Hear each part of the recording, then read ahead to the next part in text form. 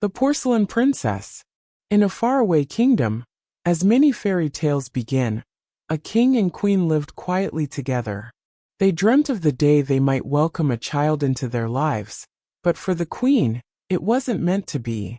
However, unlike others, this story does not begin with a wish granted by a fairy godmother, but instead with a lonely queen in a dreary forest on a particularly hot, stuffy summer's day. On that day, the queen decided to swim in the forest, believing herself to be alone. "Oh, I thought I was alone," she murmured. "You thought wrong," a voice replied. The queen turned to see a mysterious figure. "I'll just be on my way." "Wait. Don't you wish to know why I'm here?" asked the woman. "No. But what if I could promise you the thing you desire most in life?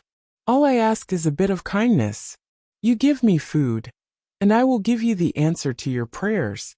"All I have is bread," replied the queen. "Your food sounds more appetizing than my rotten mangoes," said the woman. Reluctantly, the queen handed over her bread. "Your kindness will not go unrecognized. Here is a feather from a bird in my home kingdom, which is none of your business. Place this feather where you wish to see your dream realized. In 3 days, you'll find your gift." Despite the red flags, the queen took the feather home and placed it in a cradle in a high castle tower. 3 days passed. The queen awoke to the sound of a baby crying. "Honey, I think we have a baby," she gasped. The king and queen threw a feast in their baby's honor. In their rush to throw the greatest celebration, they forgot to finalize the guest list.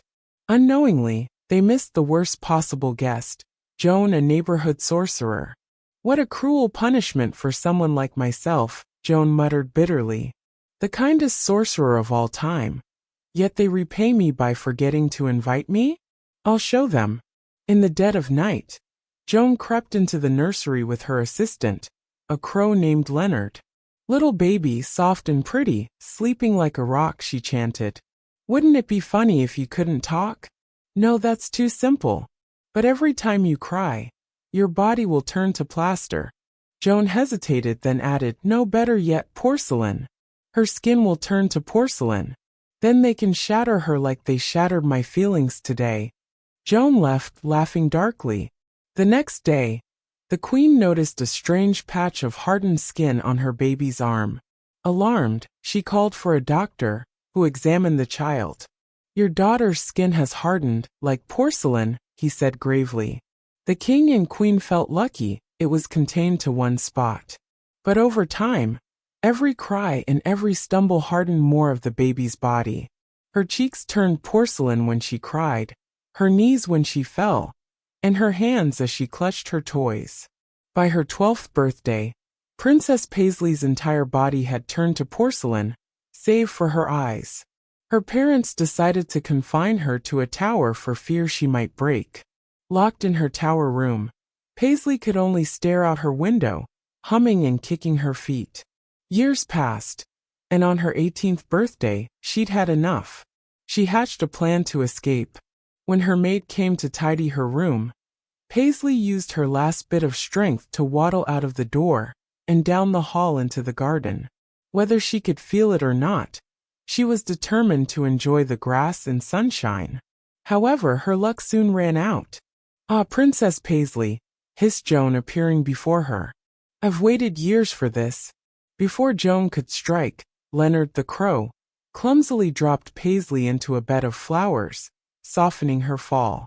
The sorceress cursed her crow, but it was too late. Paisley was hidden among the blooms, invisible to Joan's searching gaze. Paisley lay in the forest, watching the seasons change around her. Summer turned to fall, fall to winter, and winter to spring. Finally, as spring brought new blossoms, the crow spotted Paisley and alerted Joan. Furious, Joan returned. "Never send a crow to do a sorcerer's job," she sneered. "I cursed you, princess, to hurt your parents for casting me aside." "No," Paisley whispered. "Yes," Joan replied, cackling. "But you stand before me now. Not so frightening, are you?" Summoning her courage, Paisley laughed, a bright sound that shattered the curse and sent Joan fleeing in shock. With the curse broken, Paisley found her way home. Her parents welcomed her back with open arms, and gave her a room on the ground floor, where she could step outside whenever she pleased. Some say that Joan, shrunken and bitter, is now a crow herself, carrying a smaller crow on her back.